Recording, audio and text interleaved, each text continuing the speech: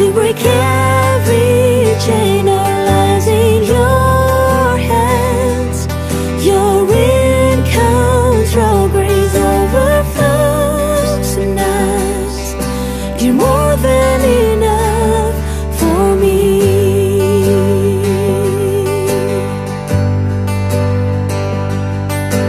Power, mercy, never failing, stronger, deeper, never changing, glorious, faithful, never ending, great is our God.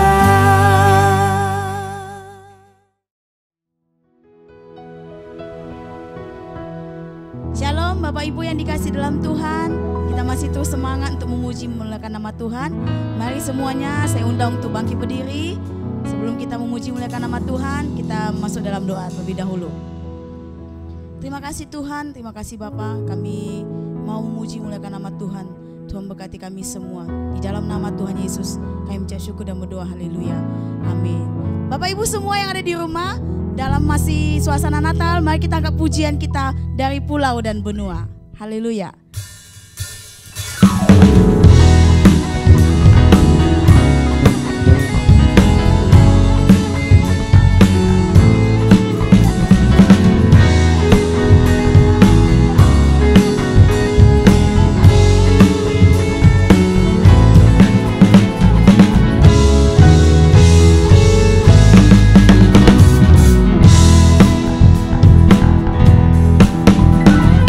Dari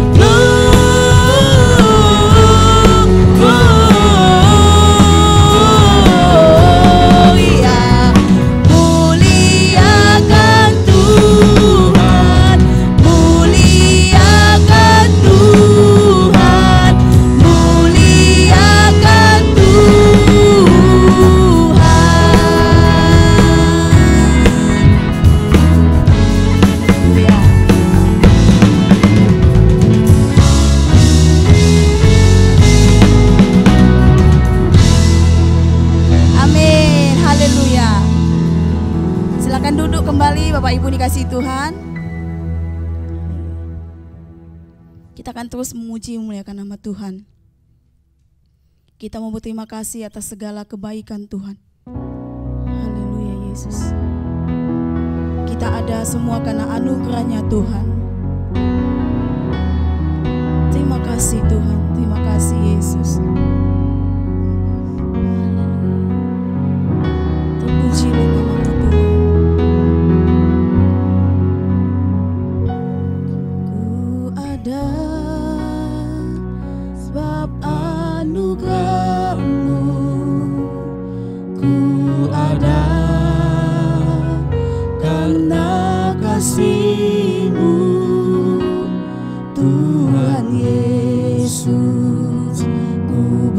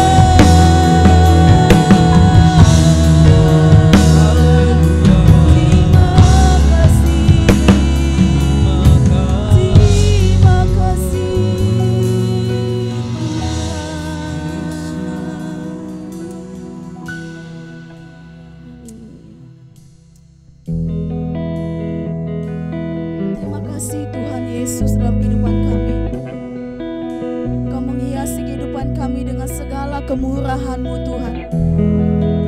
Terima kasih Bapa. Haleluya.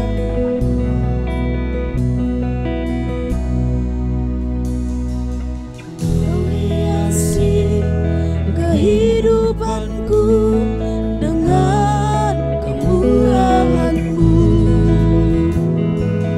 Kau rancangkan masa depanku penuh dengan harapan. Aku ada saat ini, semuanya karena kasih-Mu. Aku hidup hari ini, semua berkat kemurahan-Mu. Terima kasih Yesus, Engkau sangat baik, teramat baik bagiku. Terima kasih Tuhan.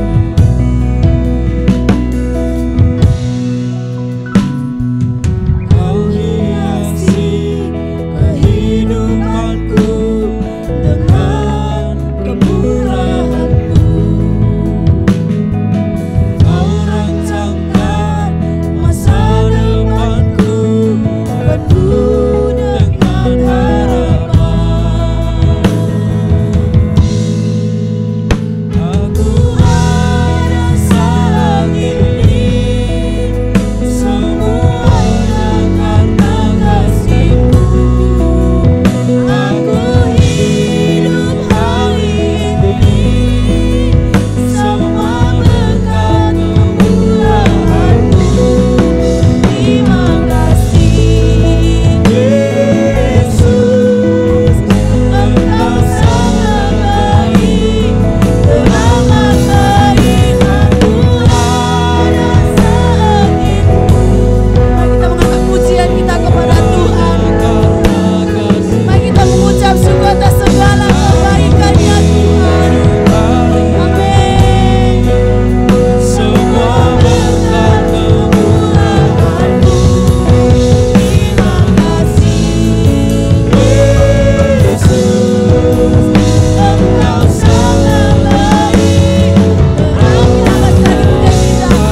Aku saat ini, semuanya karena kasih-Mu. Aku hidup hari ini, semua berkat kemurahan-Mu. Terima kasih Yesus, Engkau sangat baik, teramat baik bagiku.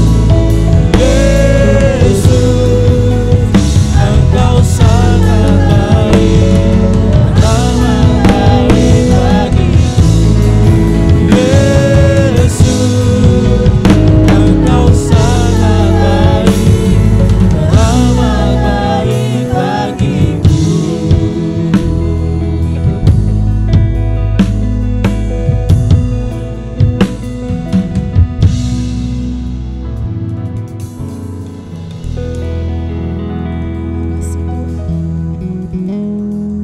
Terima kasih Bapa buat anugerah-Mu dalam kehidupan kami. Bahasanya kami akan mendengarkan kebenaran firman Tuhan. Berbicaralah Tuhan melalui hamba-Mu. Biarlah Tuhan sendiri akan berbicara kepada kami semua. Karena kami percaya Tuhan, kuasa-Mu tidak dibatasi oleh ruang dan waktu. Kami percayakan firman-Mu ini akan ditabur di tanah yang baik dan akan bertumbuh subur dan menghasilkan buah yang daripada Tuhan. Dan kami menjadi pelaku-pelaku firman-Mu Tuhan. Terima kasih Bapa, Engkau urapi hamba-Mu. Engkau berikan kuasa dan otoritas Allah bekerja atas hamba-Mu yang akan menyampaikan firman Tuhan. Terpujilah nama-Mu Tuhan, kami siap mendengarkan kebenaran firman Tuhan. Di dalam nama Tuhan Yesus kami berdoa dan mengucap syukur. Haleluya. Amin. Shalom Bapak Ibu Saudara-saudara. Kembali kita bertemu dalam kasih-Nya Tuhan pada minggu yang terakhir pada bulan Desember ini, masih dalam suasana peringatan hari Natal. Kiranya damai dan sejahtera dari Yesus Kristus, Juru Selamat dunia, turun ke atas saudara-saudara semuanya. Mari kita fokus hari ini, kita mendengar pemberitaan firman, dan kita boleh mendapat berkat-berkat daripada Tuhan. Pada hari ini kita akan belajar bersama-sama tentang persembahan orang Majus. Mari kita membaca dalam kitab Injil Matius pasal yang kedua ayat yang ke-11. Maka masuklah mereka ke dalam rumah itu dan melihat anak itu bersama Maria ibunya, lalu sujud menyembah dia. Mereka pun membuka tempat harta bendanya dan mempersembahkan persembahan kepadanya, yaitu emas, kemenyan, dan mur. Bapak Ibu Saudara, persembahan orang Majus. Terlebih dahulu kita akan mengetahui sedikit pengetahuan orang Majus ini siapa. Orang Majus ini adalah anggota dari suatu golongan keagamaan yang terpelajar. Dan mereka berasal dari wilayah yang kita kenal sekarang, yaitu negara Iran. Itu asal dari orang Majus. Mereka dari golongan keagamaan dan mereka sangat terpelajar. Ilmu yang biasanya mereka pelajari adalah astrologi, ilmu perbintangan, kedokteran, dan ilmu pengetahuan alam. Jadi orang Majus ini orang-orang yang sangat terpelajar. Beberapa hari yang lalu saya menyampaikan firman bagaimana kelahiran Yesus Kristus diberitakan kepada para gembala. Gembala ini orang-orang yang biasa-biasa saja. Pekerjaannya menggembalakan kawanan domba di padang. Biasa-biasa saja. Mereka bukan orang-orang yang terpelajar. Beda dengan orang Majus. Orang Majus terpelajar. Kedokteran mereka belajar. Astrologi, ilmu tentang perbintangan mereka belajar. Mereka orang-orang yang pintar. Bapak Ibu, kelahiran Yesus Kristus diberitakan kepada orang-orang yang biasa-biasa. Para gembala. Kelahiran Yesus Kristus juga dinyatakan lewat pengertian ilmu pengetahuan yang dimiliki oleh orang-orang Majus, yaitu tentang bintang, sehingga mereka menangkap ini ada raja yang lahir. Ketika mereka melihat, mengamati ada bintang, saudara-saudara, yang khusus, mereka tahu ilmu tentang perbintangan ini. Dan mereka mengambil satu kesimpulan, ini raja yang lahir ke dalam bumi ini. Sehingga mereka dengan ilmunya, pengetahuannya, mereka berusaha mencari di mana bayi itu. Dan mereka mau membawa persembahan mereka. Jadi kelahiran Yesus Kristus bukan untuk orang-orang terpelajar saja. Untuk orang-orang biasa juga. Kelahiran Yesus Kristus bukan untuk orang-orang pintar, bukan hanya untuk orang-orang kaya, tapi orang miskin juga. Kelahiran Yesus Kristus bukan hanya untuk suku tertentu, tapi seluruh umat manusia. Yesus datang ke dalam dunia. Dia sebagai juru selamat. Juru selamat saya dan juru selamat saudara-saudara sekalian. Ini kelahiran Yesus Kristus. Bapak Ibu, isi hati Tuhan, Dia nggak ingin satu orang pun binasa. Dia rindu semua umat manusia diselamatkan. Mari kita membaca 2 Petrus pasal yang ketiga ayat yang ke-9. Tuhan tidak lalai menepati janjinya, sekalipun ada orang yang menganggapnya sebagai kelalaian. Tetapi Ia sabar terhadap kamu, karena Ia menghendaki supaya jangan ada yang binasa, melainkan supaya semua orang berbalik dan bertobat. Ini loh isi hati Tuhan, supaya jangan ada yang binasa. Ini kabar baik saudara-saudara. Mungkin ada keluarga saudara yang sekarang hidup dalam keadaan berdosa, dalam keadaan jahat. Isi hati Tuhan, Dia rindu untuk menyelamatkan semua manusia. Ada satu keluarga yang anaknya rusak sekali, pecandu narkoba, hidup dalam dosa. Sementara ibunya mencucurkan air mata. Dia tahu kerinduan hati Tuhan juga untuk menyelamatkan anaknya. Dia berdoa siang malam supaya anaknya boleh diselamatkan meskipun dia rusak. Saudara-saudara, puji Tuhan, doanya didengar oleh Tuhan. Sementara anak yang begitu rusak ini diselamatkan. Ini yang menjadi kerinduan Tuhan, supaya semua jangan ada yang binasa. Satu pun jangan ada yang binasa, tapi semua orang berbalik, semua orang bertobat, semua orang diselamatkan. Dia rindu menyelamatkan saudara, Dia rindu menyelamatkan kita, Dia rindu menyelamatkan semua umat manusia.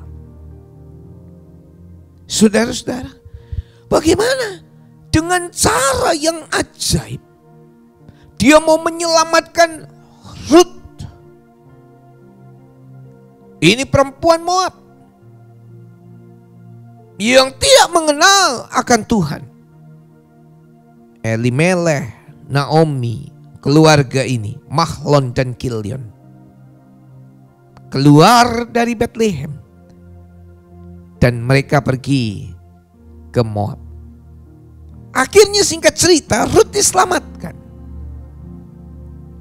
Bagaimana isi hati Tuhan ingin menyelamatkan Nineveh? Rusak kota ini. Yunus diutus ke sana memberitakan kabar penghukuman. Dan seluruh Nineveh, seluruh penduduk Nineveh bertobat. Mereka berpuasa merendahkan diri di hadapan Tuhan, menyesali akan dosa-dosanya. Tuhan menyelamatkan penduduk Nineveh. Tuhan menyelamatkan orang Majus. Jadi lewat macam-macam cara. Oleh sebab itu, kalau ada di antara saudara yang punya keluarga, punya sahabat yang belum mengenal Tuhan, doakan itu, jangan putus asa. Doakan itu, jangan pernah berhenti berdoa.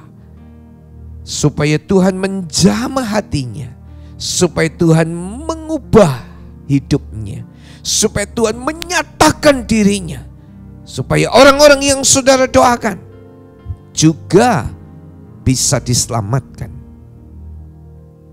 Ada satu asisten rumah tangga, saudara-saudara, kepercayaan yang lain. Ini ada satu kesaksian. Sementara dia sedang berdoa menurut kepercayaannya, asisten rumah tangga ini sering diganggu oleh roh jahat. Ketika dia berdoa, tiba-tiba ada penampakan. Oh, takutnya luar biasa. Sementara itu tidak terjadi hanya sekali, tapi beberapa kali terjadi. Akhirnya dia berkata kepada tuannya, kepada bosnya. Dia bilang, oh saya ketakutan. Karena saya mengalami begini. Apa yang terjadi Bapak Ibu? Tuannya, majikannya, dia berkata kepada asisten rumah tangga ini, kalau kamu sedang diganggu oleh kuasa jahat, kamu melihat penampakan, jangan takut. Kamu sebut saja nama Tuhan Yesus. Panggil nama Tuhan Yesus. Benar saudara-saudara. Asisten rumah tangga ini ketika melihat lagi penampakan itu, dia ganggu lagi. Dia mulai panggil nama Yesus. Tuhan Yesus, tolong saya. Tuhan Yesus, tolong saya. Sejak saat itu, dia nggak pernah diganggu lagi. Sejak saat itu, asisten rumah tangga ini mau buka hatinya, mau terima Yesus. Dia percaya, dia dibaptis, dia diselamatkan. Karena macam-macam cara Tuhan untuk menyelamatkan orang. Bagaimana dia rindu semua diselamatkan. Ini kabar baik saudara-saudara. Lewat ilmu pengetahuan, orang-orang Majus boleh diselamatkan. Saudara, orang Majus ini menyembah bayi Yesus. Orang Majus ini mencari di mana raja yang baru lahir.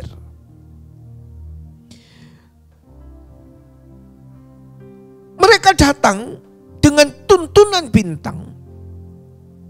Dan mereka sampai tiba di rumah tempat di mana bayi itu ada. Saudara-saudara, dan ketika mereka melihat bayi itu, sekali lagi orang Majus melihat bayi itu di rumah. Saudara nanti bisa baca, bukan di kandang, tapi di rumah. Para gembala melihat bayi Yesus itu di palungan, di kandang. Ya, jadi waktunya tidak bersamaan. Saudara-saudara, ketika orang Majus, dia terpelajar, kaya, pintar, melihat bayi itu. Saudara-saudara, orang Majus ini tidak melihat penampilan bayi itu. Dia tidak melihat keadaan orang tuanya. Dia tidak melihat keadaan rumahnya. Dia tidak melihat keadaan sekelilingnya. Apa yang terjadi? Orang Majus itu membuka persembahannya. Tadi kita baca, ada 3 jenis persembahan: emas, kemenyan, dan mur. 3 jenis. Alkitab mencatat 3 jenis persembahan. Tetapi Alkitab tidak mencatat berapa jumlah orang Majus. Ini juga harus kita mengerti. Saudara-saudara, berapa jumlahnya? Enggak tahu. Berapa macam persembahan? Emas, kemenyan, mur, 3 jenis. Mereka ketika melihat bayi itu, mereka tidak melihat keadaannya, tidak melihat sekelilingnya, tidak melihat orang tuanya yang sederhana. Dilahirkan, bayi itu bukan sedang berada dalam istana. Bukan. Kalau raja di istana, raja punya anak di di istana. Bayi itu bukan di istana, di rumah. Yang biasa saja, Yusuf Maria biasa-biasa saja orangnya. Orang Majus itu membawa persembahannya. Dia tidak menghinakan bayi itu. Mereka tahu ini raja. Dia tidak melihat keadaan rumahnya. Dia enggak melihat keadaan bayi itu dalam kesederhanaan. Enggak. Tapi mereka datang dan mereka bawa persembahan itu. Seringkali orang cuma melihat penampilan. Seringkali cuma orang melihat yang nampak di luar, gak lihat hati. Bapak Ibu dengar, Tuhan lihat hati. Tuhan lihat hati kita. Tuhan lihat hati saya. Tuhan lihat hati saudara. Pada hari Natal ini, Tuhan lihat hati kita. Tuhan lihat hatimu, bukan penampilan. Wah mewah. Wah baju bagus. Wah kaya, bukan hati. Mari kita melihat 1 Samuel 16 ayat yang ke-7. Tetapi berfirmanlah Tuhan kepada Samuel, janganlah pandang parasnya atau perawakan yang tinggi, sebab aku telah menolaknya. Bukan yang dilihat manusia yang dilihat Allah. Manusia melihat apa yang di depan mata, tetapi Tuhan melihat hati. Iya. Kalau orang Majus itu melihat yang di luar saja, lihat penampilannya Yusuf Maria, lihat keadaan bayi itu, wah ini bukan raja ini, gak jadi deh bawa persembahan. Wah bukan di istana, lah kok sederhana seperti ini. Bapak Ibu Saudara, perhatikan baik-baik. Tuhan lihat isi hati kita. Sekalipun keadaan kita biasa-biasa saja. Sekalipun Anda bukan orang yang luar biasa kaya atau pintar atau punya gelar kedudukan. Orang biasa-biasa saja. Tuhan lihat hatimu. Jangan tertipu oleh penampilan. Jangan tertipu oleh keadaan bagian luar. Oleh sebab itu mari kita memperhadapkan hati ini benar di hadapan Tuhan. Sebab Tuhan lihat hati. Saudara, orang Majus ini membuka persembahannya, menyembah bayi itu. Menyembah bayi itu. Haleluya. Haleluya. Menyembah, katakan sama-sama saya. Menyembah. Ini penting Bapak Ibu Saudara. Menyembah Tuhan. Menyembah Yesus. Dimanapun saudara berada. Pada bulan Desember ini kita diingatkan kembali orang Majus itu menyembah Yesus. Saudara harus menyembah Yesus. Menyembah Dia dalam roh dan kebenaran. Surga penuh dengan penyembahan. Menyembah siapa kita? Menyembah Tuhan. Coba kita membaca Wahyu 4 ayat yang ke-8 sampai ayat yang ke-10. Dan keempat makhluk itu masing-masing bersayap 6, sekelilingnya dan di sebelah dalamnya penuh dengan mata, dan dengan tidak berhenti-hentinya mereka berseru siang dan malam, Kudus, kudus, kuduslah Tuhan Allah yang maha kuasa, yang sudah ada dan yang akan datang. Dan setiap kali makhluk-makhluk itu mempersembahkan puji-pujian dan hormat dan ucapan syukur kepada Dia yang duduk di atas tahta itu dan yang hidup sampai selama-lamanya, maka tersungkurlah ke-24 tua-tua itu di hadapan Dia yang duduk di atas tahta itu, dan mereka menyembah Dia yang hidup sampai selama-lamanya. Dan mereka melemparkan mahkotanya di hadapan tahta itu sambil berkata, Saudara, di sorga nanti penuh penyembahan. Jadi jangan tunggu di sorga. Kita kan sekarang hidup di dunia ini. Mari pada saat ini kita diingatkan bersama-sama. Datanglah kepada Yesus, sembahlah Yesus dalam roh dan kebenaran. Orang Majus datang dari timur. Kaya, terpelajar, bawa persembahan. Bukan hanya membawa persembahan begitu saja, tapi dengan sikapnya. Orang Majus itu menyembah Yesus. Kita dibawa kepada satu pengertian. Sembah Yesus dengan segenap hatimu, dengan sungguh-sungguh. Sembah Yesus. Sorga penuh penyembahan terhadap anak domba Allah itu.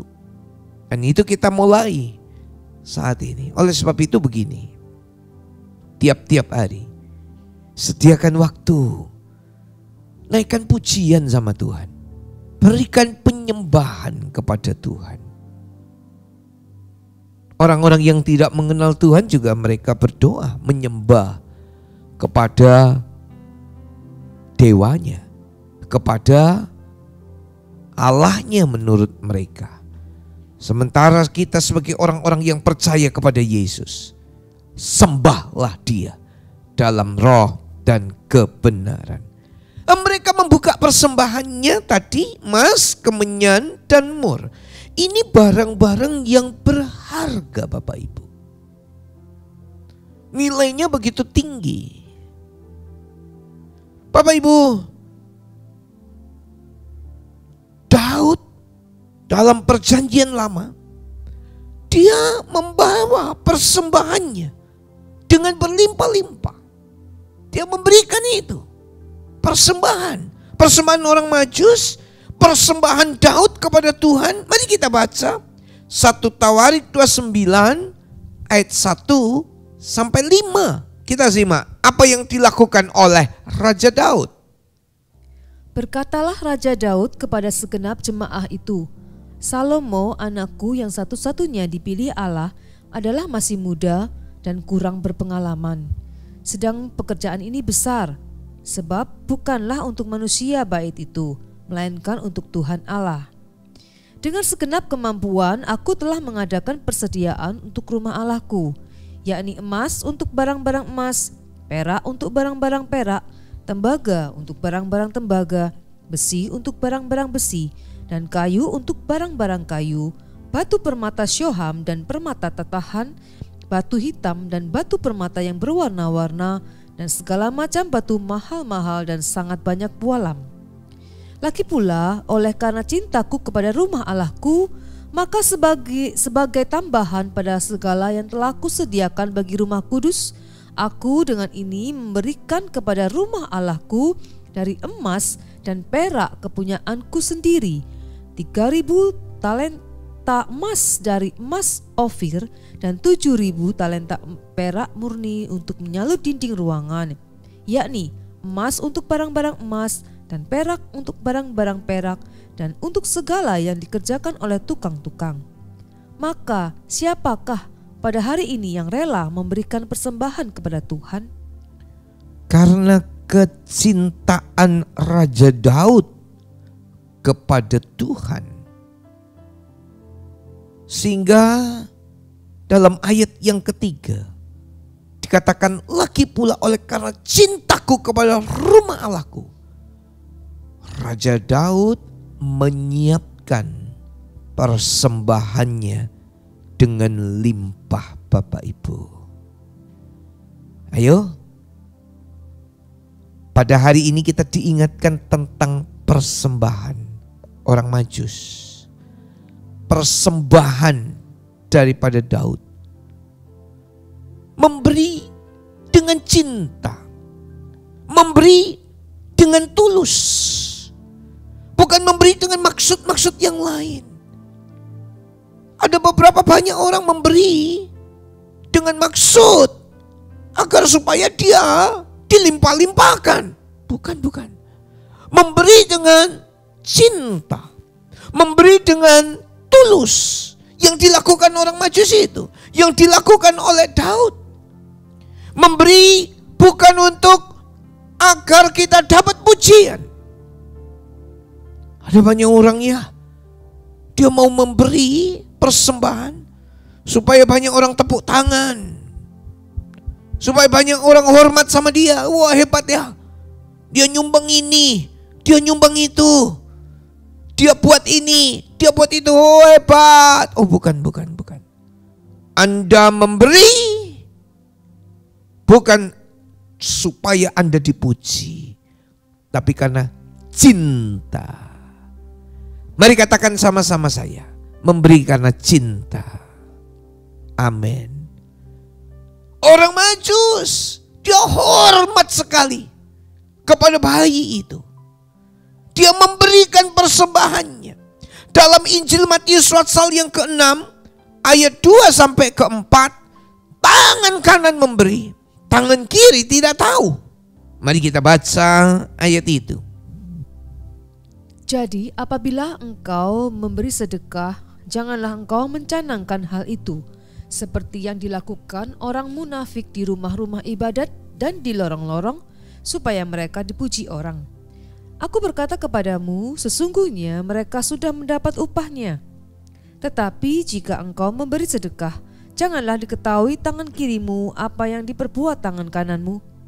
Hendaklah sedekahmu itu diberikan dengan tersembunyi, maka Bapamu yang melihat yang tersembunyi akan membalasnya kepadamu. Tuhan Yesus mengatakan ini waktu dia di bumi ribuan tahun yang lalu. Dia sudah mengatakan, kalau kamu memberi, janganlah itu dilakukan agar diketahui oleh orang banyak, supaya orang memuji-muji engkau. Bukankah firman Tuhan itu selalu up to date, saudara-saudara?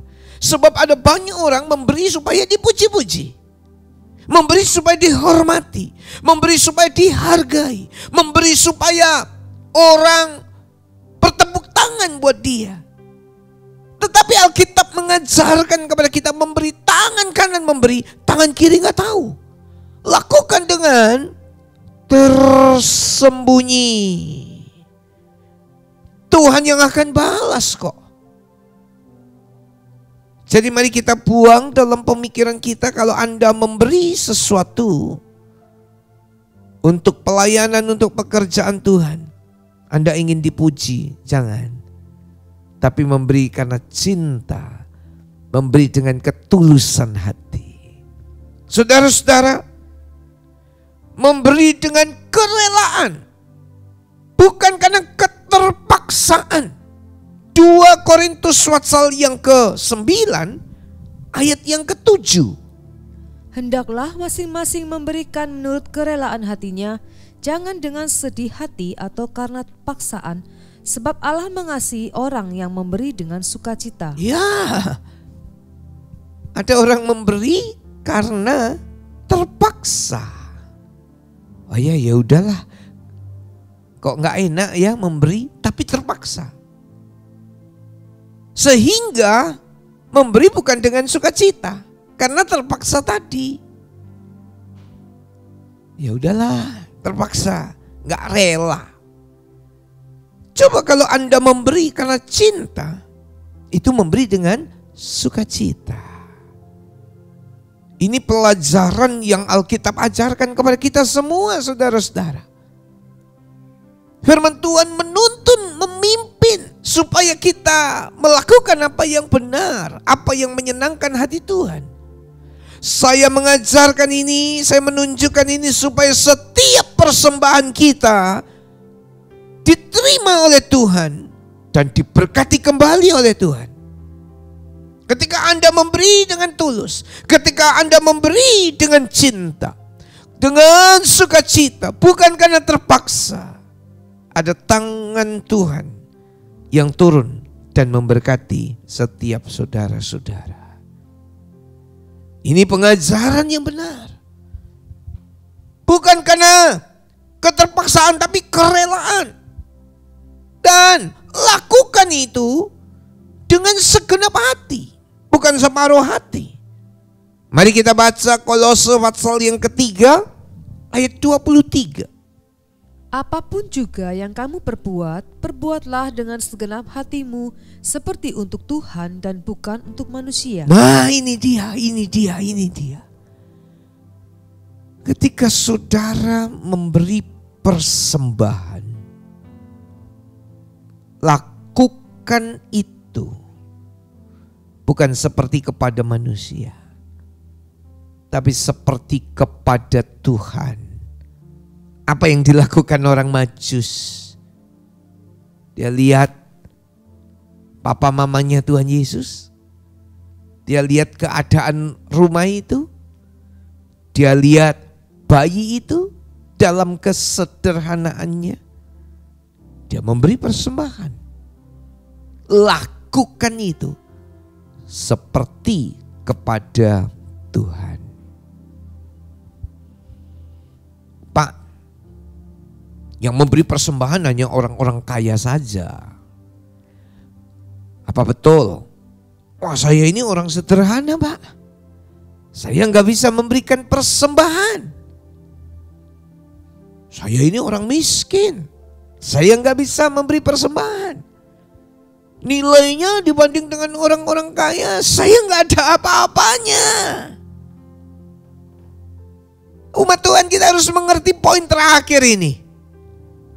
Ketika saudara memberi persembahan, yang dilihat tadi adalah hati saudara, bukan karena keterpaksaan, tapi dengan kerelaan, memberi dengan sukacita. Bukan hanya ingin dipuji, bukan, tapi memberi dengan cinta. Dan kalau Anda memberi, Tuhan sekali lagi gak lihat nominal atau jumlah. Loh Pak, gak lihat nominal atau jumlah. Mari kita lihat. Lukas, ini penting sekali. Pasal 21 ayat 1 sampai ayat 4. Ketika Yesus mengangkat mukanya, ia melihat orang-orang kaya memasukkan persembahan mereka ke dalam peti persembahan. Ia melihat juga seorang janda miskin memasukkan 2 peser ke dalam peti itu.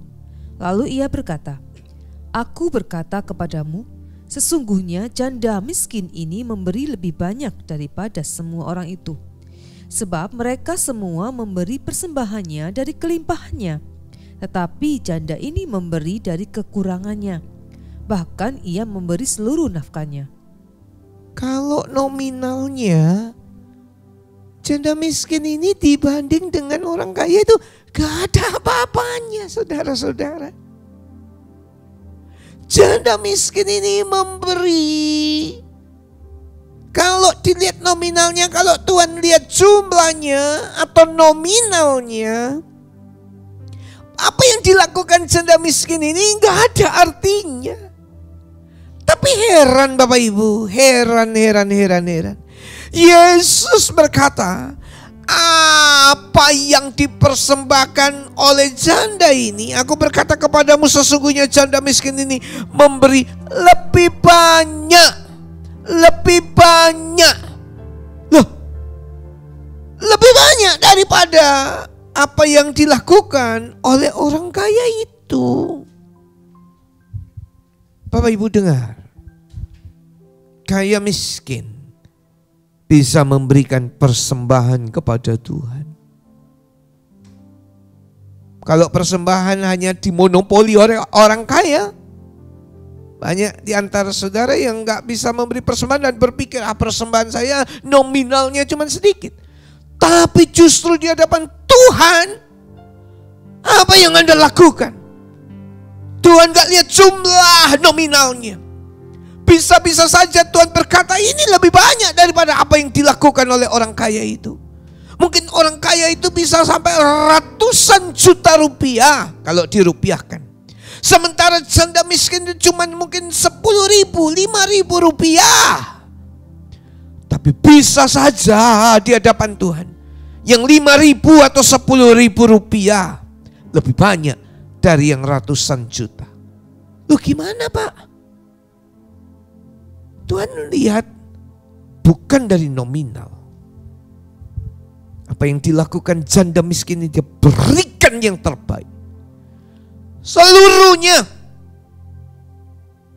Ia memberi seluruh nafkahnya. Cuma sedikit dia berikan. Nah, itu yang terbaik. Jadi Bapak Ibu, ini luar biasa. Saya bisa memberi untuk Tuhan. Saudara juga bisa memberi untuk Tuhan. Bukan nominal, bukan kaya, bukan miskin. Semua bisa kita lakukan. Pada momen Natal ini, apa yang kita persembahkan? Mari kita lihat satu ayat yang terakhir. Saya akan membacakannya dalam kitab Roma pasal yang ke-12. Roma 12 ayat pertama. Karena itu saudara-saudara, demi kemurahan Allah aku menasihatkan kamu supaya kamu mempersembahkan tubuhmu sebagai persembahan yang hidup, yang kudus, dan yang berkenan kepada Allah. Itu adalah ibadahmu yang sejati. Orang Majus bawa persembahan emas, kemenyan, dan mur. Kita bawa persembahan kita dengan tulus, bukan dengan terpaksa, dengan kerelaan, bukan untuk ingin pujian.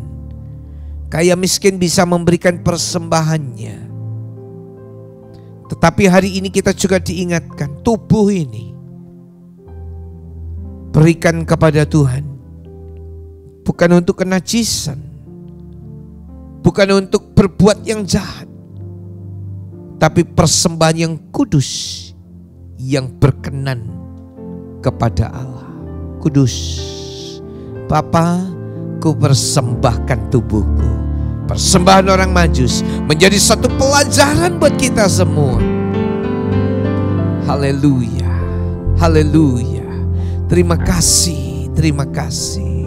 Oh Tuhan, mari katakan sama-sama, Bapa, ku persembahkan tubuhku. Bapa, ku persembahkan tubuhku sebagai persembahan yang hidup, kudus, dan yang berkenan padamu, sebagai ibadah yang sejati. Bapa, Bapa, ku persembahkan tubuhku sebagai persembahan yang hidup, kudus, dan yang berkenan padamu, sebagai ibadah yang sejati.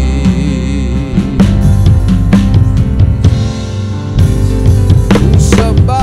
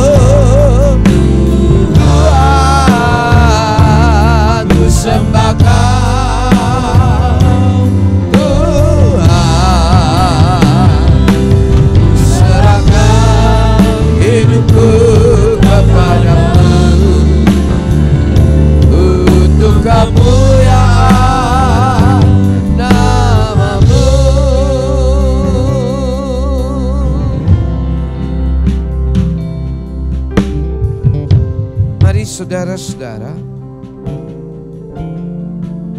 tubuh ini kita persembahkan sebagai persembahan yang hidup, yang kudus, yang berkenan kepada Allah.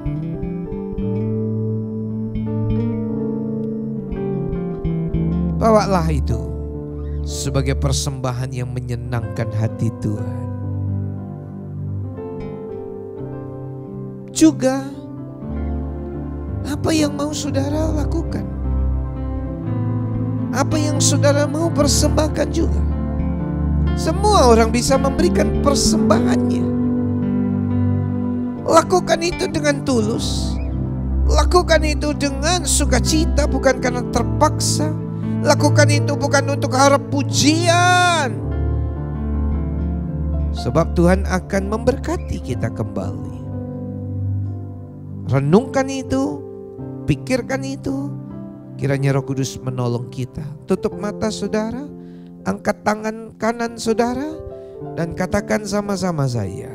Nyanyikan pujian ini. Ku sembah Kau, ku sembah Kau Tuhan, ku sembah Kau Tuhan, ku serahkan hidupku kepadamu. Ya, oh, mari katakan sama-sama, ku sembah Tuhan, ku sembah Kau Tuhan, ku serahkan hidupku kepadamu untuk kemuliaan namamu, untuk kemuliaan, untuk kemuliaan namamu, untuk kemuliaan namamu.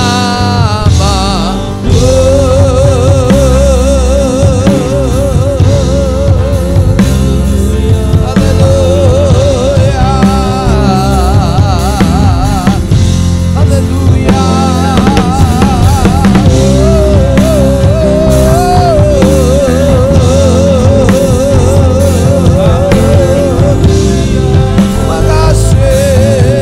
Terima kasih Tuhan, terima kasih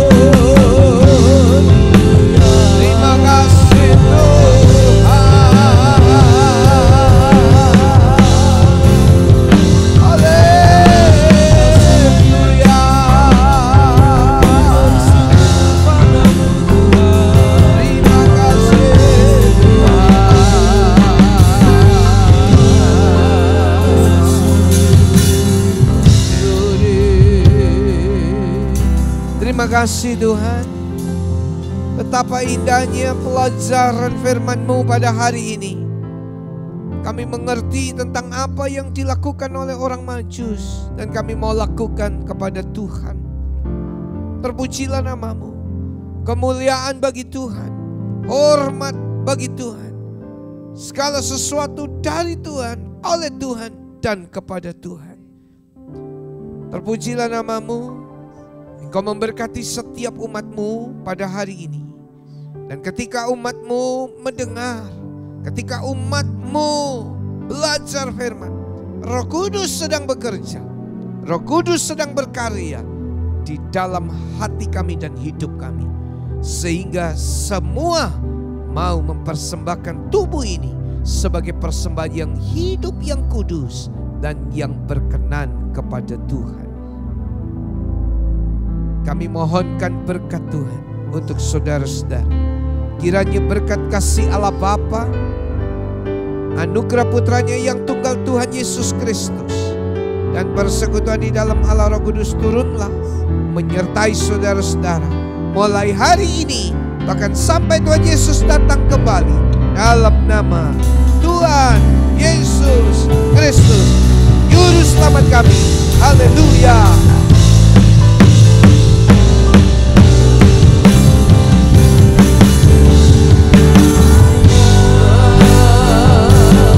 Engkau memberkati aku, melimpah-limpah. Dalam daerahku.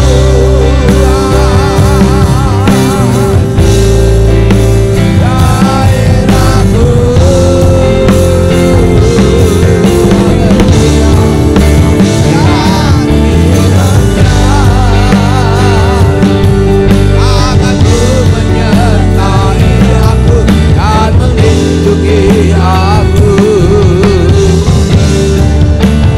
daripada malapetaka, sehingga kesakitan tidak menimpa aku. Tuhan mendengar, Tuhan mendengarkan dan menjawab doaku. Oh, haleluya,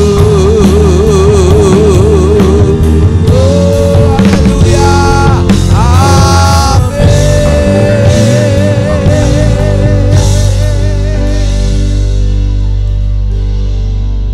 Puji Tuhan.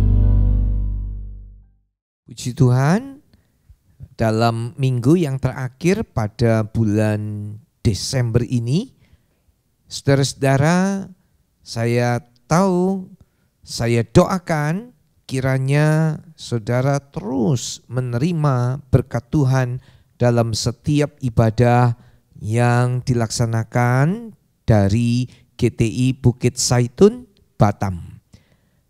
Apa yang saudara sudah pelajari bersama-sama, mari kita tumbuh di penghujung tahun ini. Kita tetap semangat dan tetap punya hubungan pribadi yang baik dengan Tuhan.